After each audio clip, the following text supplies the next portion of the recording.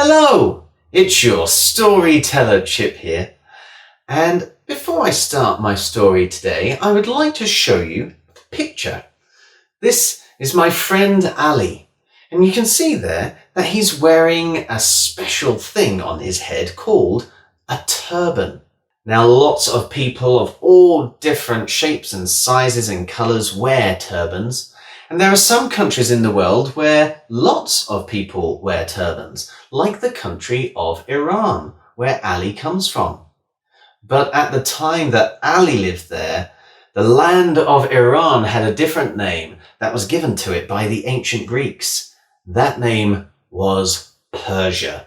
But you would probably not have wanted to live in Persia at the same time as Ali, because back then, everyone was too frightened to leave their village. They might leave their house to go and visit their neighbour or go to the farm to buy some food, but it was far too dangerous to visit the forest. It didn't matter if you were a farmer, a teacher, or a princess. You would not go into the forest, because that is where the Brigands lived. Now, Brigands are robbers, thieves. They would steal from you, but they also carried swords, long, sharp, curvy swords that they would use to attack anybody who went into the forest. It didn't matter if you were a farmer, a teacher, or a princess. They would come after you. And that's why people were too frightened to go into the forest. They might have their favourite things taken. They might have their hands cut off. And sometimes they didn't come out at all. But some people had to go through the forest. People like Ali. You see, Ali was a merchant. His job, and the job of any merchant, was to take things from one village and swap them in another. So, for example, one village might make really good clothes, but really bad frying pans. So, the merchant would take those good clothes to a different village and swap them to get some really good frying pans and bring them all the way back. But to do that, you needed to go through the forest. Now, Ali had a brother called Kasim, and also a sister called Morgiana, and they shared a home. Ali and Kasim were merchants, and their sister, Morgiana, she would look after the home while they were gone. But they had to be very brave to go through the forest, and also very quiet. So they never went together. That would be too loud. They had to be as quiet as they could.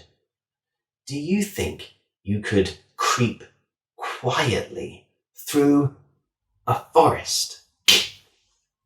Not sure I could. That's what Ali was doing right at the start of this story, trying to creep quietly through the forest, just in case he came across a brigand. As he went through, he could hear voices. Was it a farmer? Was it a teacher? Was it a princess? Or was it a brigand? As the voices got louder, Ali was sure they were brigands, plenty of them. What could he do? They would attack him. All he could think to do was look for a place to hide, and he saw, next to a big rock, there was a tall tree. So he climbed up as quick as he could and hoped that he didn't get spotted. As Ali watched, he was even more frightened when he saw that all of those brigands were coming right up to his tree. They were gathering around next to the rock, and one of these brigands had an extra large turban on his head and a very shiny cloak around his shoulders. He stepped in front of the other brigands, who were all carrying big sacks over their shoulders. And Ali looked carefully. He was pretty sure he could see inside some of those sacks were sparkles of something very shiny, like jewels. But what happened next really gave Ali a surprise. Because the brigand with the big turban went over to the rocks and said, "Open, sesame." And as soon as he'd said those words, the rocks began to open, and inside was a cave. Ali watched in amazement as all of the brigands went into the cave. He counted them as they went. 1, 2, 3, 4, 5, 6, 7, 8, 9, 10, 11, 12, 13, 14, 15, 16, 17, 18, 38, 39, 40. 40 brigands went in to that cave. And then the rocks closed. While Ali was still shocked up there in the tree. He didn't know what to do. Could he get down and run away? But he was quite curious to know what was going on inside that cave. So he waited. He stayed there in the tree. And after a little while, he could just about hear someone saying, "Open, sesame." And when he heard that, the rocks began to open. And from the cave inside, all the brigands came out. Ali counted. 1, 2, 3, 4, 5, 6, 7, 8, 9, 10, 11, 12, 13, 38, 39, 40. And this time, they didn't have their sacks with them.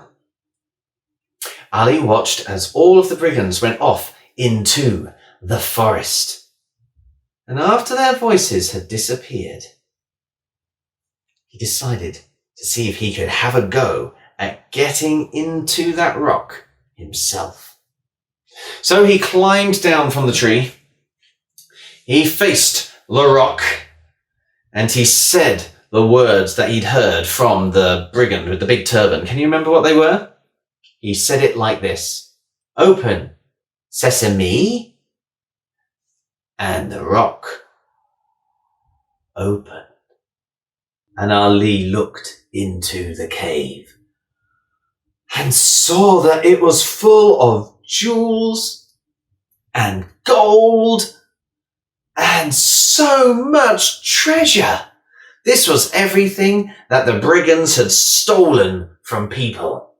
It didn't matter whether they had been a farmer, a teacher, or a princess. They had taken that treasure and put it right there in that cave. And so Ali wondered, because he was a merchant, he had his bag with him. Maybe he could take something from the brigands. I mean, that was okay, yeah? I mean, they were brigands. they stole from other people.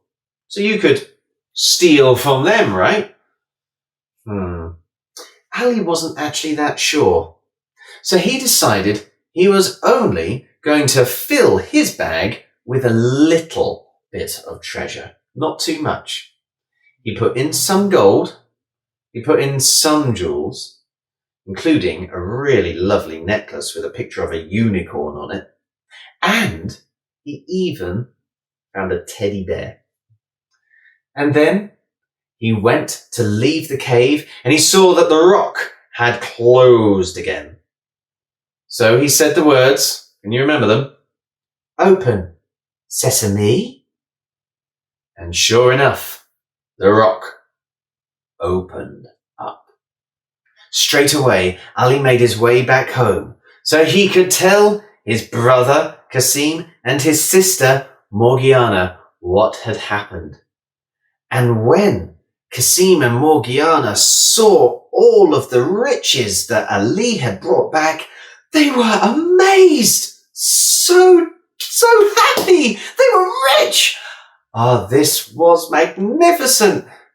Although Morgiana spotted the teddy and said,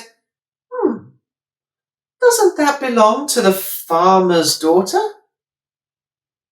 Oh yes, said Ali and Kasim. Maybe they should take the teddy back to her. That was probably her treasure. So Kasim said that Ali should go and take the teddy back to the farmer's daughter, while he went back to look in the cave and see what else there might be that they could return to other people. Who knows, maybe they would be able to return some of that treasure to a farmer, a teacher, or a princess. Of course, Kasim needed to make sure he could remember those magic words. So, Ali wrote them down for him on a nice big piece of paper. Open sesame. Like that. And off went Kasim through the forest. He found the tall tree next to the rock, and he looked at the piece of paper, and he said, Open sesame.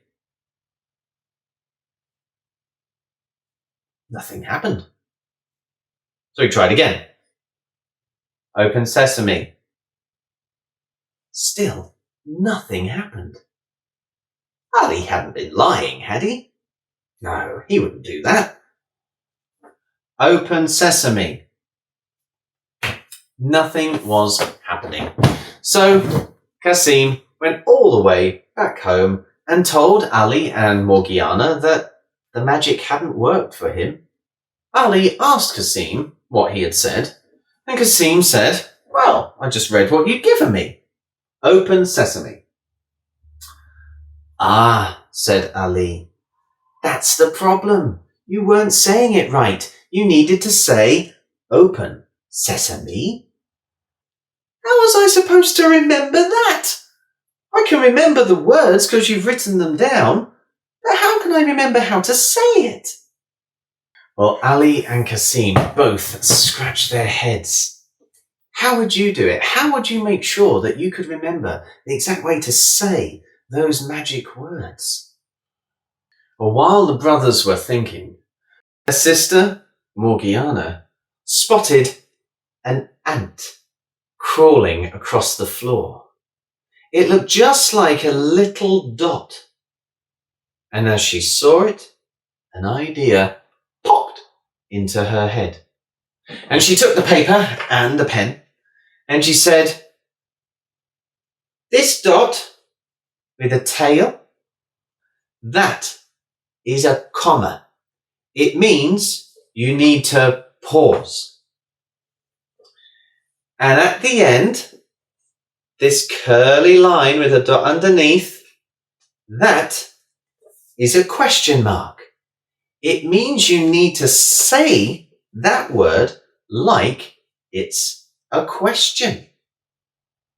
So you would say, open, sesame. Cassim liked this idea. After a little bit of practice, he was ready to head back into the forest with that bit of paper. But this time, as he was going through the trees, he could hear the voices of the brigands. He went and hid up in the tree again, while all the brigands came up to the rock, and the brigand with the large turban and the shiny cloak stood in front of them all and said, "Open, sesame." And indeed, the rock opened, and all of the brigands went inside into the cave. Cassim was frightened, but he was brave enough to stay right up there in the tree until eventually the rock opened again, and all the brigands came out with no bags over their shoulders this time. After all of the brigands had gone off back into the forest, Cassim climbed down from the tree, stood in front of the rock, and said, "Open, sesame." And this time, sure enough, the rock did open. Cassim went into the cave and saw all of the jewels and the gold, the treasures aplenty. And he thought, it is okay, isn't it, to steal from people who steal? Well, Cassim thought it was very okay. So he took his sack and he started to fill it up full. And to get out, he again had to say, "Open, sesame." And yes, the rock opened. And that was how things went on for the next few days. Ali and Cassim took it in turns to go into the forest to find the cave. And every single time, Ali would take just a little bit of treasure. But Cassim, he would always fill his bag full.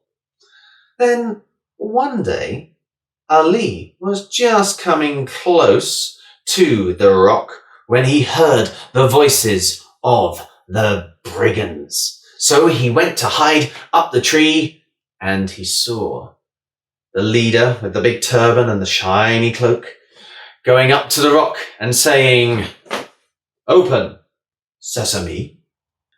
The rock opened, and Ali counted the brigands going inside. 1, 2, 3, 4, 5, 6, 7, 8, 39, 40. Then the rock closed, and Ali had to wait until there was a little voice saying, "Open, sesame." The rock opened again, and out came the brigands. 1, 2, 3, 4, 5, 6, 7, 8, 37, 38, 39. And then the rock closed. Now all of the other brigands went off into the trees. Ali wasn't sure whether he should go into the cave just yet. He had only counted 39 brigands coming out. So he waited. He waited until the sun went down and the moon came up. Just as he was about to fall out the tree, the brigand with the big turban and the shiny cloak came out through the trees, went up to the rock, and said, "Open, sesame." The rock opened up. The brigand went inside. The rock closed again. So Ali waited a little longer. And then he heard a voice behind the rock saying, "Open, sesame." And the rock opened up. Ali was amazed. He saw the brigand with the big turban coming out with another brigand, and the rock closed behind them. As soon as they had gone into the trees, Ali rushed home as quick as he could. And remember, he had taken a long time this time. So Kasim and Morgiana were beginning to get rather frightened, but they were happy to see Ali come back. He quickly told them, though, the brigands had changed the password. They'd mixed it up. The magic words to open the rock now were not open sesame, but they were open sesame. Kasim couldn't believe it. Oh no! Why have they gone and done that? Her sister, Morgiana, wasn't sure, but she wondered whether maybe it's because the brothers had been taking too much. They needed to watch it in the future. But Kasim said, how am I going to remember how to say that? How would you remember to say open sesame? Well, while the brothers were scratching their heads, Morgiana saw a line of ants. 1, 2, 3. And it gave her another idea. She took the paper and the pen and she said, we're going to change the marks. We'll change the comma for a line with a dot underneath. This one is an exclamation mark. It means you say that word as if you're really excited. And we'll change the question mark too. We'll change that into 3 dots next to each other. This is an ellipsis, and it means you want to say that word like you've got a secret.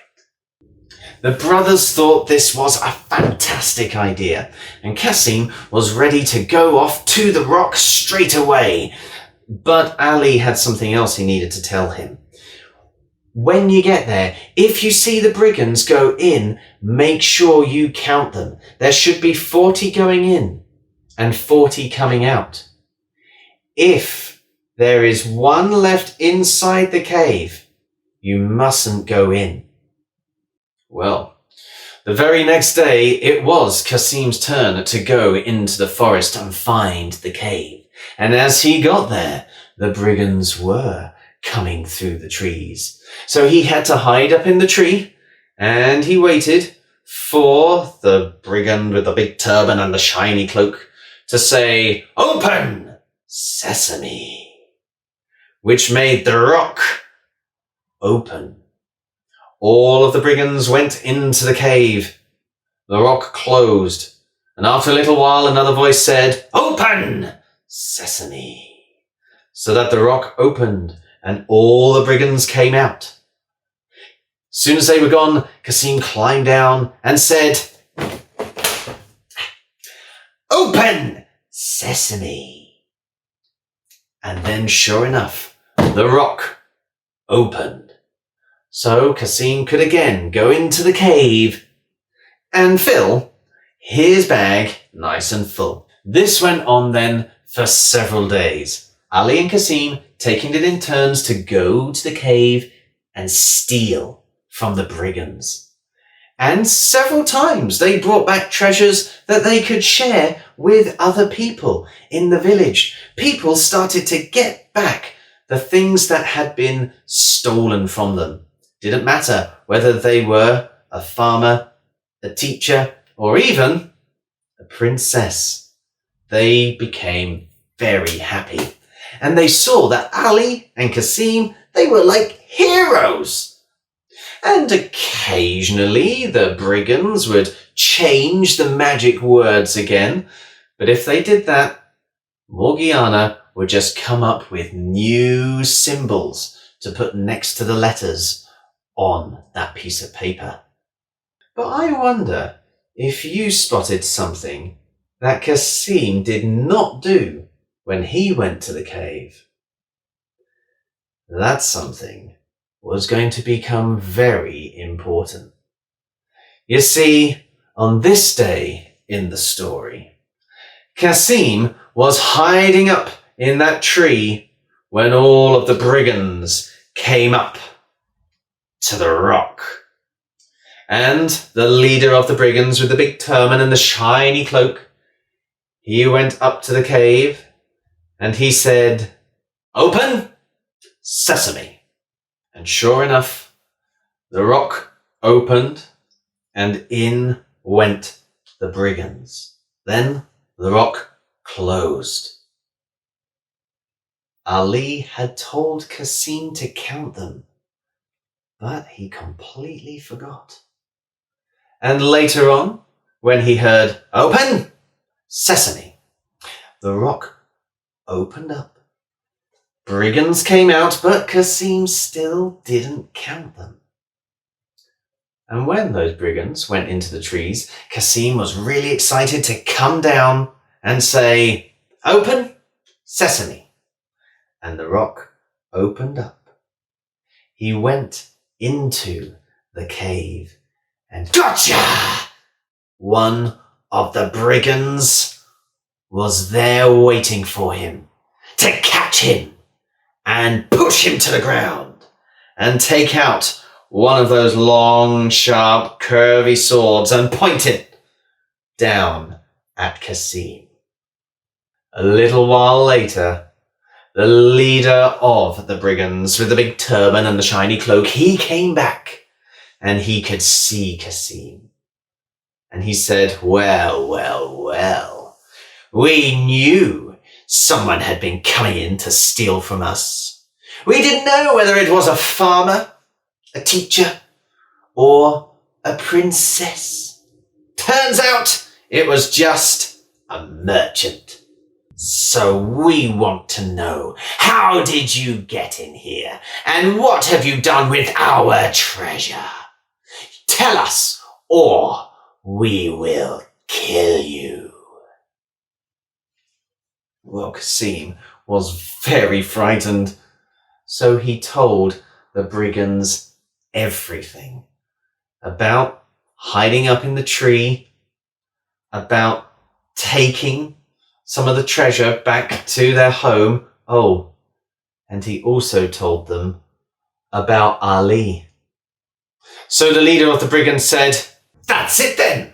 You will take us back to your home so we can steal back our treasure.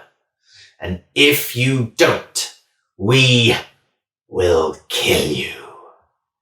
With that, those two brigands forced Cassim out from the cave and into the forest where all of the other brigands were stood waiting. Their leader told them the plan, and they set off to catch Ali and their treasure back in the village.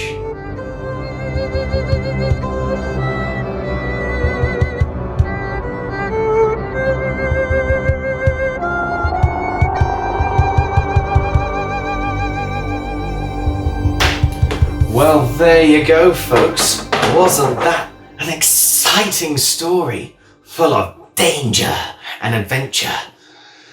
I wonder if Ali and Cassim and Morgiana are going to be okay. Well, we'll have to wait and see to find out. Actually, we'll have to wait and see if we get to find out, because that is all going to depend on whether or not you take part in this epic challenge. That's right. If you want to find out what happens next in the story of Merchant Ali and the 40 Brigands, we need you to have a go at this epic challenge. In that story, you heard us say that the magic words changed a few times in that cave, didn't they?